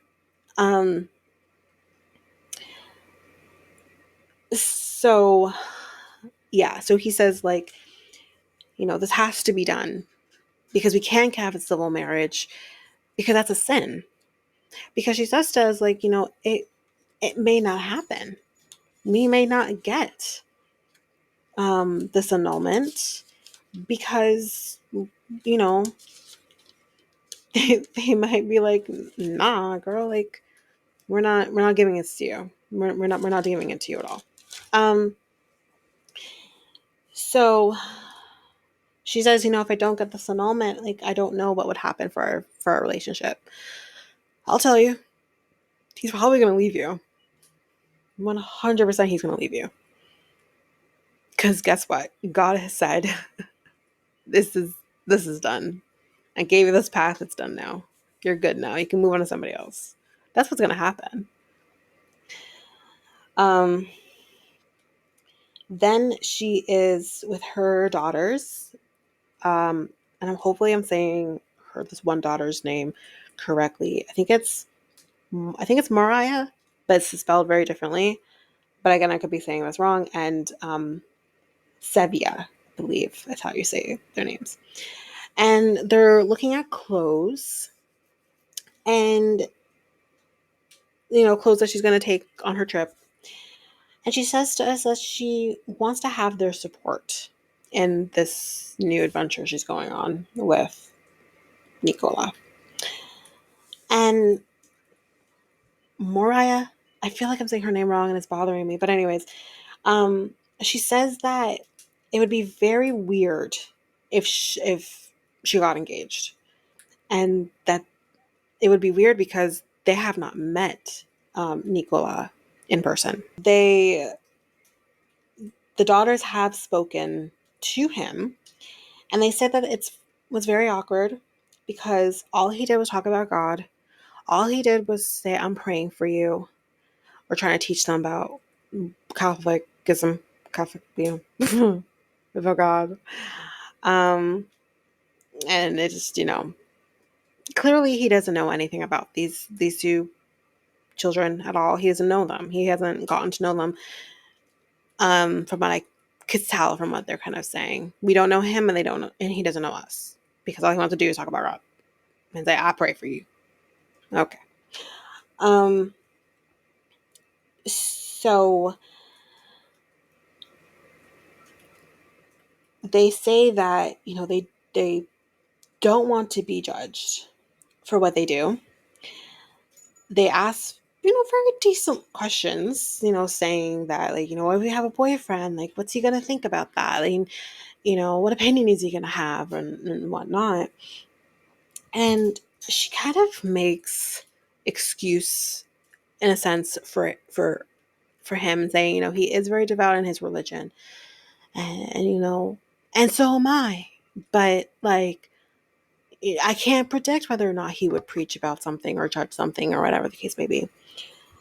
And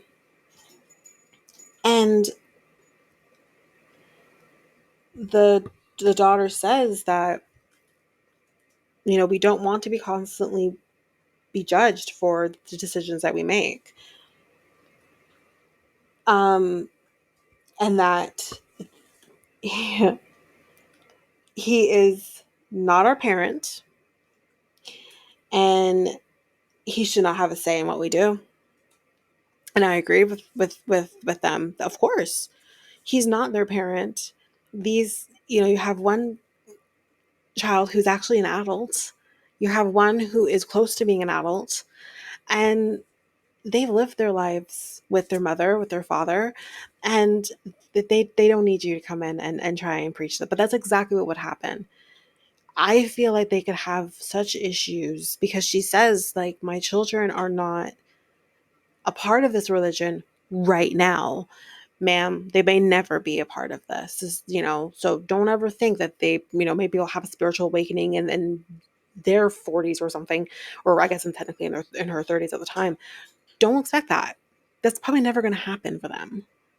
But, I do feel like there could be some weird tension about the fact that we're religious. They're not. That is going to be a problem. And so I don't think she's really thinking that through.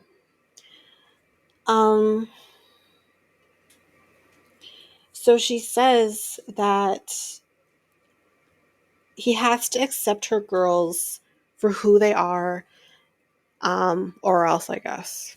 But I'm not confident at all about whether or not she would actually not entertain this relationship with him if things went awry. But yeah, so that's it with Meisha and Nicola. So now we are with Tyray. And he is with his sister. They're going to a park to talk about everything. And he says he's still processing. What, dude, what are you processing? Lord. Anyways, the sister asks him, do you still think she's real? And Tyray says, mainly because she hasn't deleted him or blocked him on Snapchat. Of course he's not. No, of course she, quote unquote, isn't going to block you or delete you because he's like, damn, like, if I just told this guy that I'm a man and he's still sticking around, then I can milk this guy for everything he's worth. Of course he's not going to delete you. You have the power to delete them. And I don't get why he won't. So he says that he has a deep connection with Carmela. And because of this, because of the fact that he has this deep connection or whatever, he believes it could be a misunderstanding. That this whole thing could be a misunderstanding. And maybe production got it wrong. They spoke to him. But here's this. He then says, maybe that she really is who she says she is, and says that maybe her boyfriend found out about us and is trying to break us up. What? No. There's so many better ways to go about this than this. But I don't believe that for a second. Not at all. So his sister then says, like, have you done a reverse search on the photos? And we talked about this last week, about the fact that this was going to be happening. And he says no. So they do the reverse search on, I believe, about 2 or 3 of the photos, and nothing comes up. And the sister says, well, I don't know where this guy is getting these pictures. because nothing's coming up. Like, that's what she says. But then he says, that's a good thing that there's nothing coming up, because then maybe she is real. So all this has now done is given him hope that Carmela is Carmela and not Christian.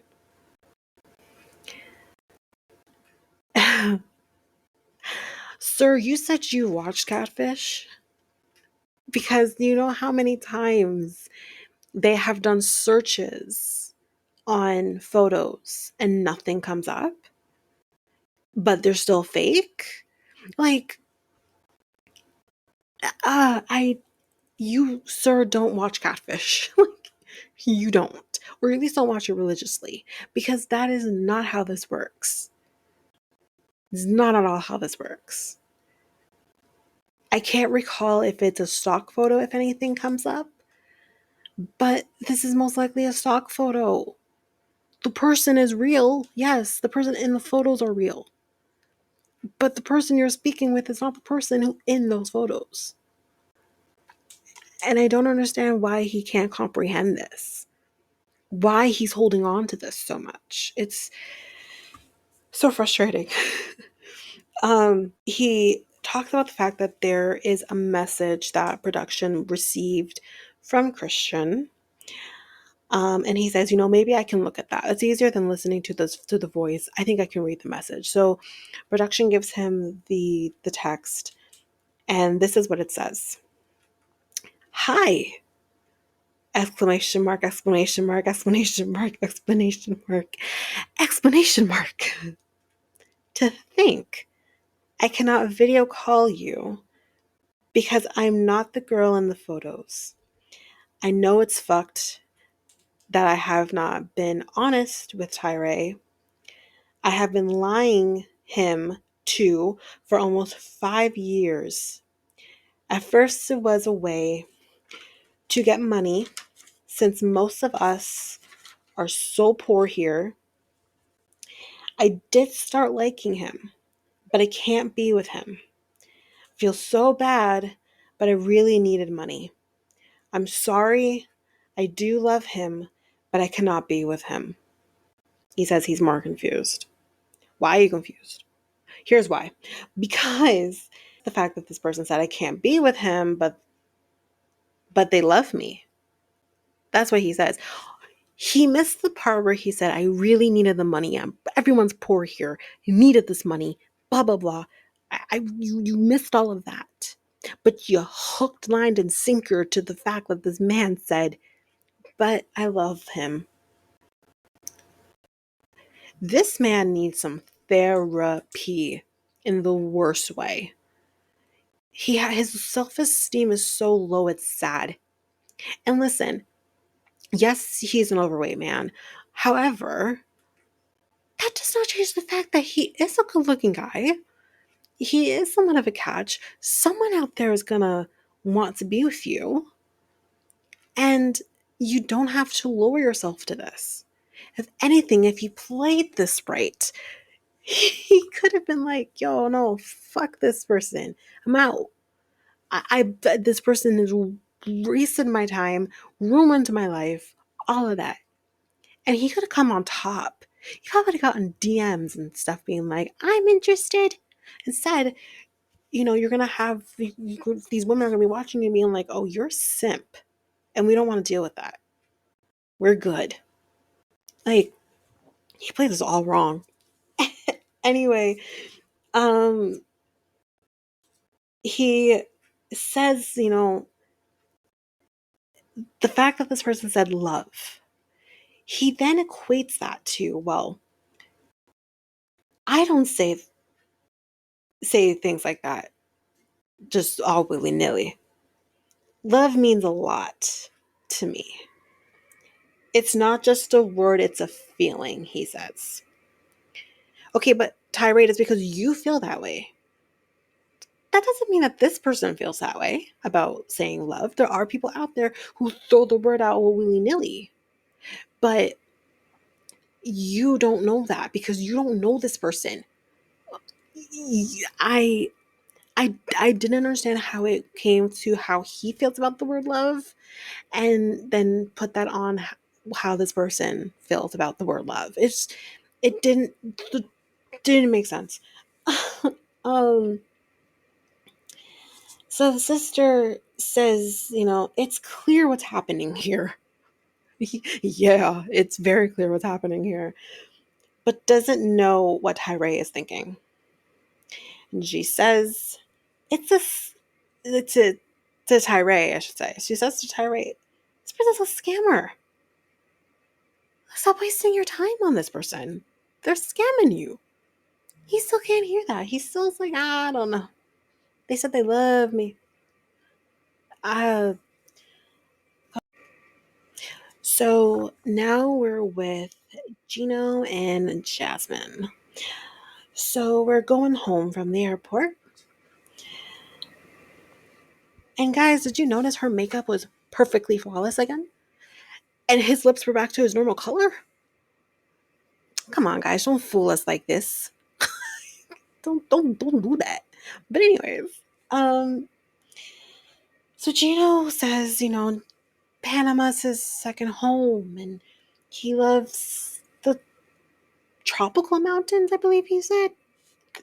Mountains are mountains. But anyways, he loves the mountains, the ocean. Then she says, look at the landscape, and points to her boobs. And he awkwardly says, yeah, look at those. What is, like, you can't even like look at your woman's breasts and be like, hub, hub, or something, like, show something to her. Anything. I Where are the blue pills? Anyway. So he says that, that she's looking at him crazy. Yeah. Yeah. Because this poor girl is sexually frustrated. Anyway, um, so they go to the apartment and he's like, oh, wow. It's great. And she says, it's worth every penny. And it actually looks like a very nice, like a nice apartment. And, look decent. And again, I talked about the view. The view looked beautiful. Um, and then her sister Liz, who we did meet last season of B90, comes to say hi to Gino. And she hugs Gino, but she also had this look of don't fucking touch me. She just had this very awkward look in her face. She didn't want to touch him. I don't blame her. And then Jasmine's dog Coco comes to say hi as well and is just freaking out. Seems very happy to see Gino.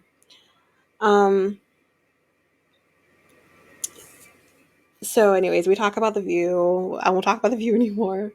Um, and Jasmine says that of course it's a reasonable price. Because again, he questions whether or not, it's worth the $3,000. And she says, of course, it's worth every penny. I'm only going to be here for another month, right? Right? This guy, this guy did not do the K1 visa. I have a feeling in my gut he did not do this K1 visa. Or at the very least, he delayed on doing the K1 visa. Because here's my thing. This man wasn't working last season. He lost his job because of COVID. He's working now, but he didn't have a job. So unless he had a co-signer, how was he able to sponsor her? You need to show proof that you can take care of the person you're trying to sponsor here, or sponsor the States in this case. Even in Canada, same thing. You have to prove this. So how? And again, we don't have the K1 visa process here in Canada, but you can sponsor a spouse. We have like a spousal visa, which the States has as well. I know, but I'm just like, how did he do this? He doesn't have any income to prove at the time that he could do this. So I think either A, he hasn't done it, or B, he did it late. Those are the only options. and he's not being honest with her as to what's happening here.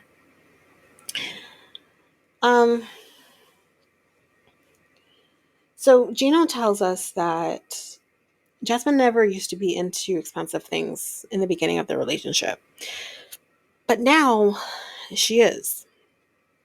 And he says that her spending, doesn't make her as desirable, I guess, to him, and that it makes him not want her as much, I guess. Which I said in the first episode, ouch. So Jasmine says, do you want to try the bed? He says, no, I don't need to try the bed. Because he knows we're trying to go down here. He's like, nah, I don't need to try the bed. I'm good. And she says, let's go try the bed. Let's see if you like it. She had like this look on her face of, I will push you off this balcony. Get in the bed. I'm like, my goodness.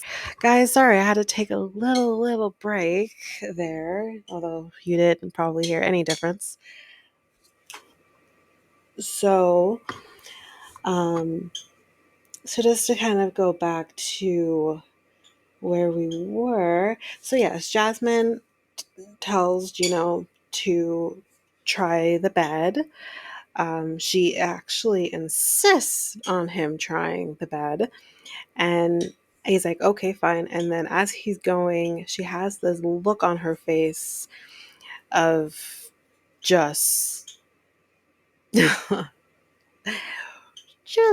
I can't even explain the face she had, but it was very funny. I had to point that out. So he goes on the bed with his sneakers on. I'm sorry, but you just spent time in 2 airports, a plane, and God knows what else, and you're putting your dirty sneakers on her bed, her white, like, bedspread. Are you high?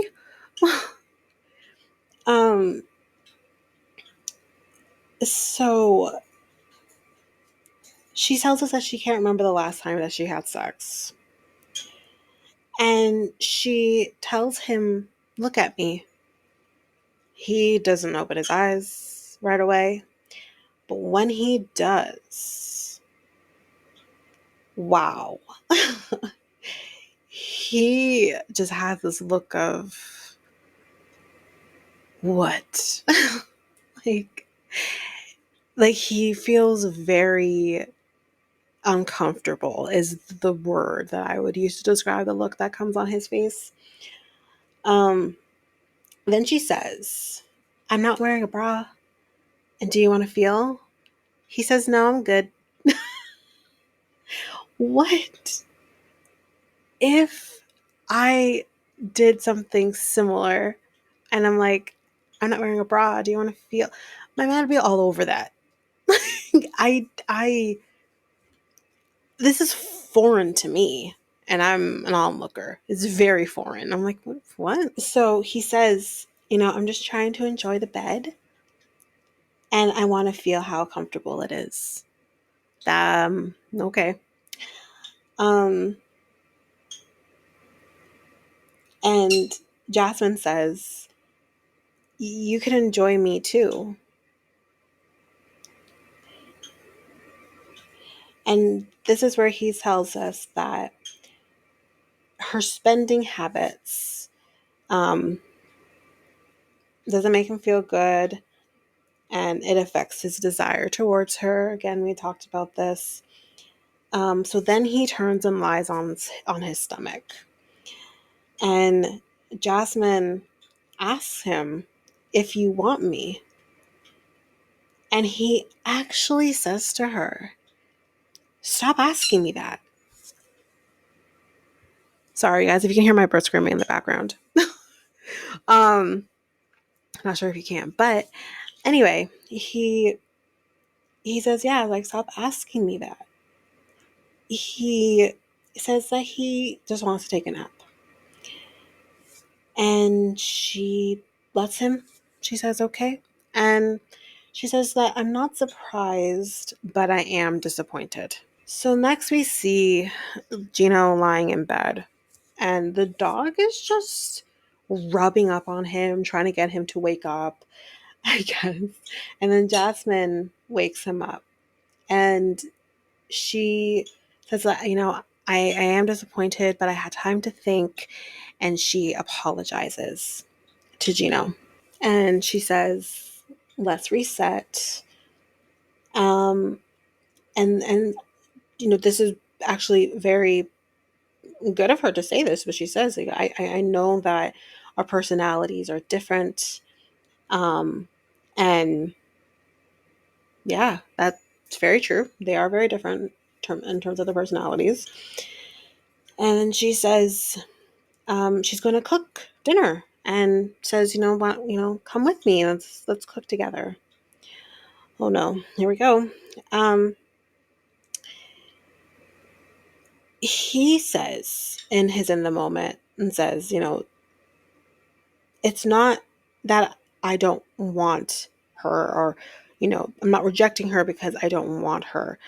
But he says that sex is not the most important thing. And no, it's not the most important thing, but Gino, it is important. So, you need to have that kind of physical connection with your partner.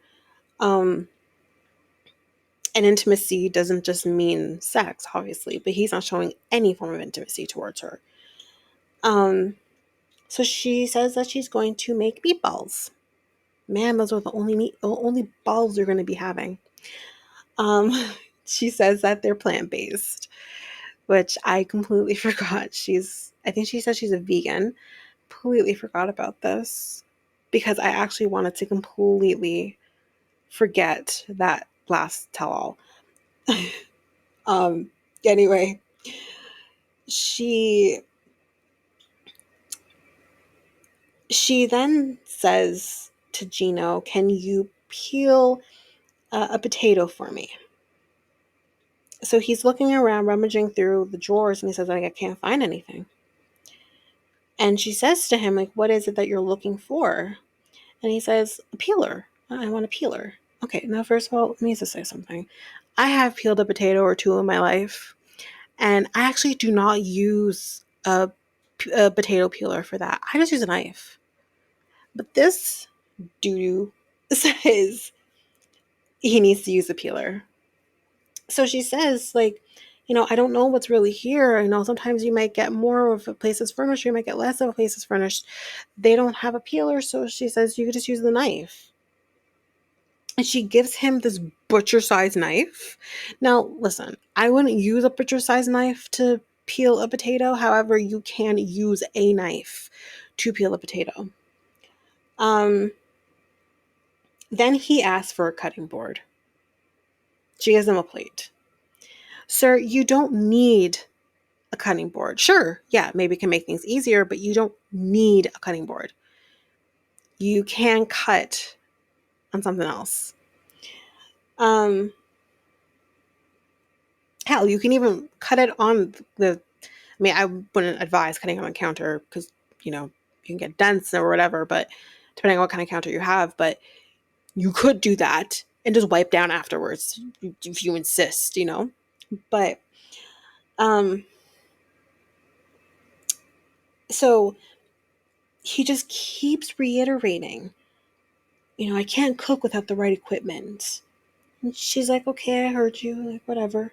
Like, just do it. So she then says, you're not performing surgery, you're just cutting a potato. Very true.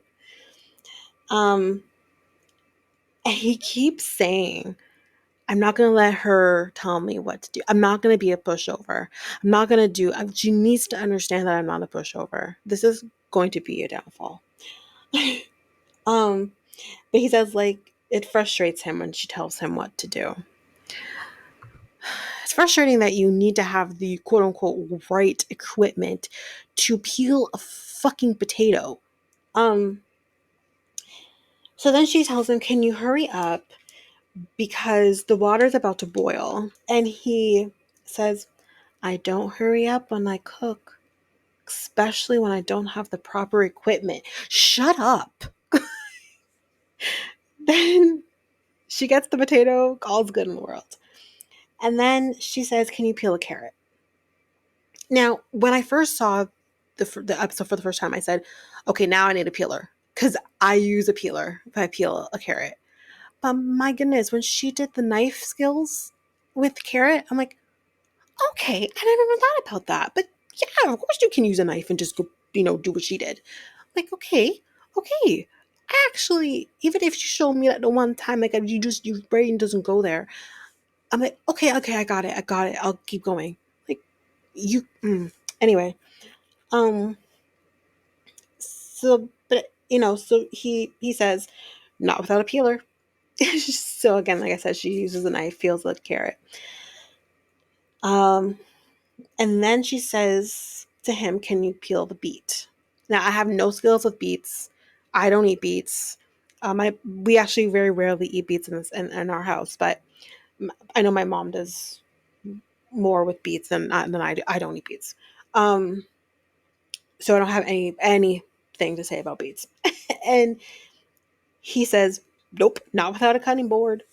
And then his eyes, okay, his eyes did this weird, like, rolly eye thing, but it actually reminded me of that alien in Men in Black. I can't remember exactly which Men in Black it was, but there was a Men in Black movie where there was an alien that, like, did this weird eye rolly thing, but then his eyes also closed. Like, it was so weird. And that's exactly what I thought of. I'm like, oh, are you good? Like, is your skin about to fall off? Like, what's happening?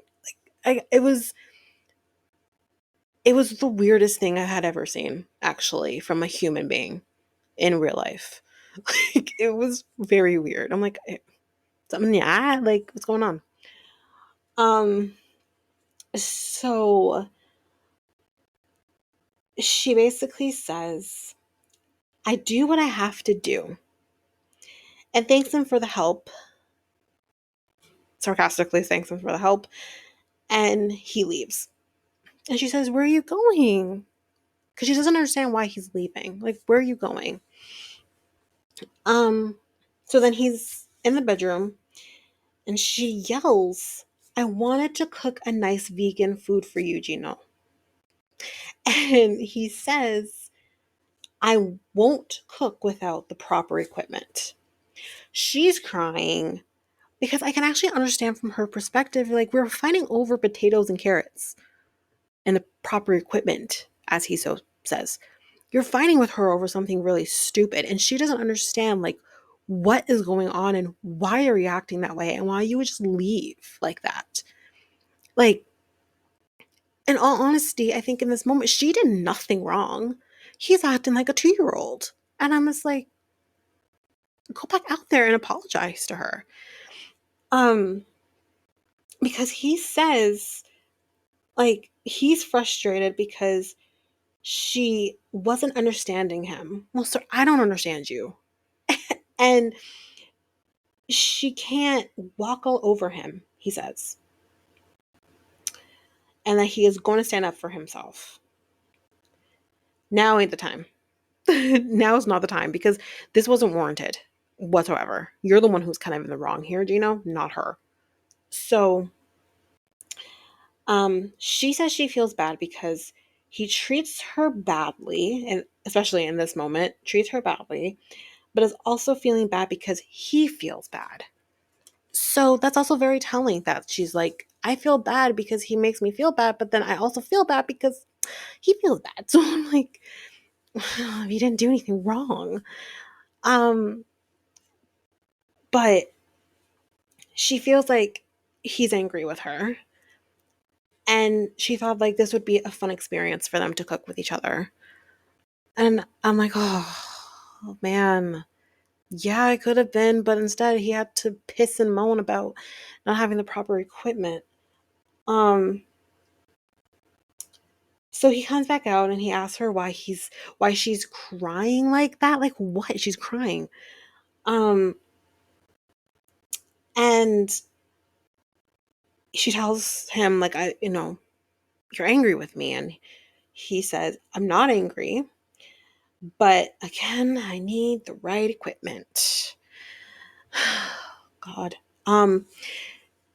She says, and again, I totally got this. She says, I don't always have what I need, but I always figure it out.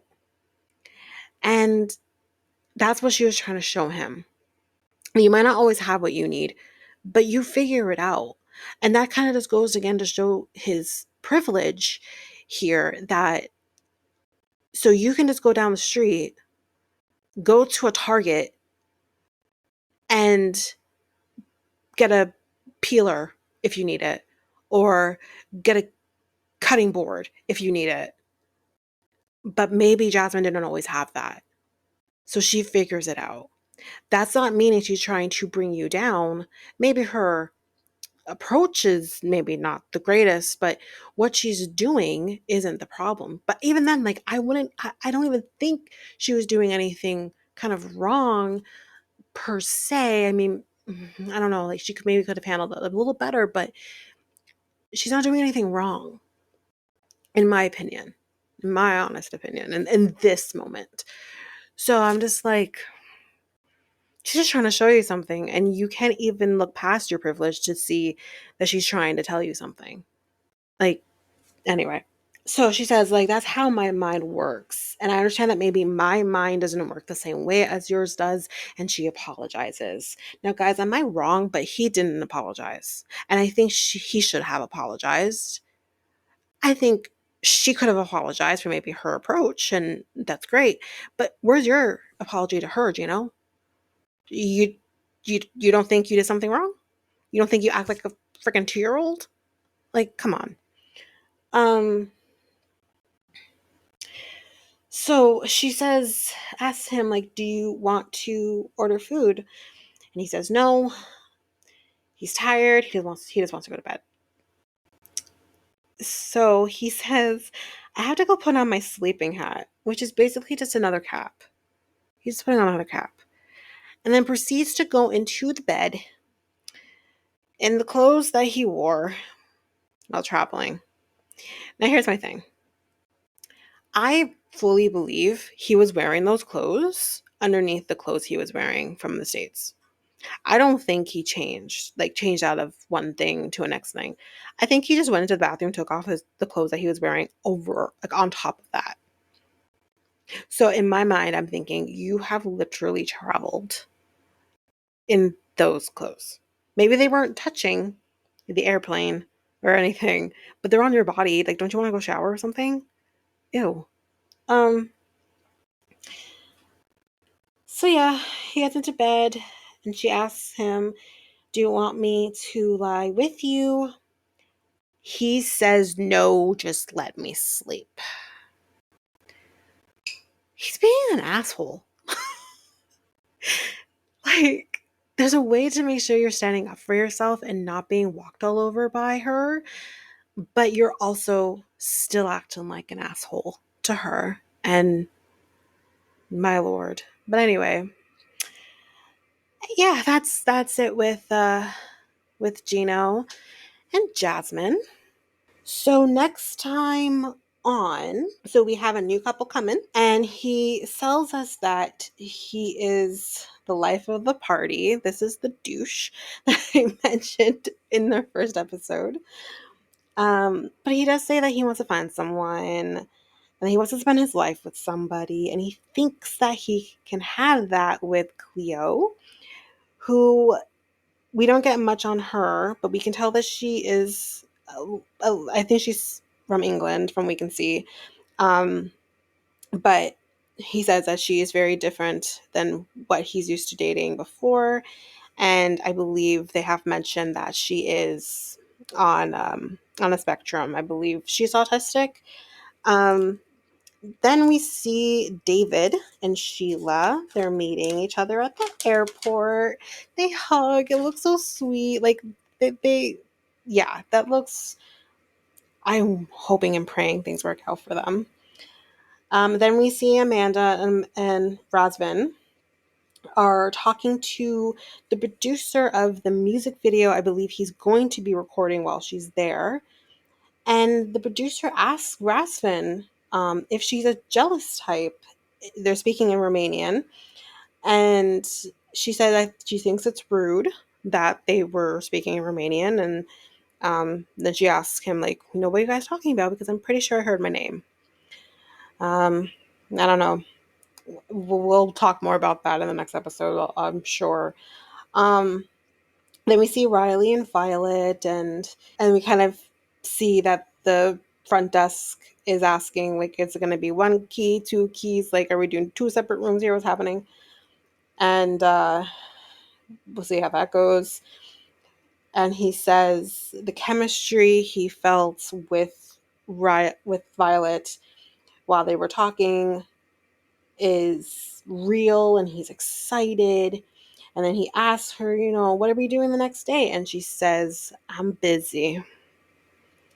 So, oh boy, doesn't look like it's going to go well. And he sure as hell didn't take it well when he heard this, and says, I flew all the way here. And, like, you're not going to make me a priority. And then we see Gino is bringing up the prenup with Jasmine. And Jasmine says to him, I will not marry you if there is a prenup. And then he says, just forget it. And she says, fuck you, fuck you, fuck you. And that's the end of the episode. So thank you for listening to this episode. If you like what you heard, please rate and subscribe to our podcast. You can rate and also leave reviews on Apple Podcasts and Spotify. You can get this podcast on any of your favorite apps. If there's one that you prefer to listen to and this is not on it, please let me know, and we will get it on your favorite podcast app. You can listen to our podcast on YouTube, which is at Reality T times 2. You can also send us an email if you want to send us an email at realityt times 2, which is x2 at hotmail.com.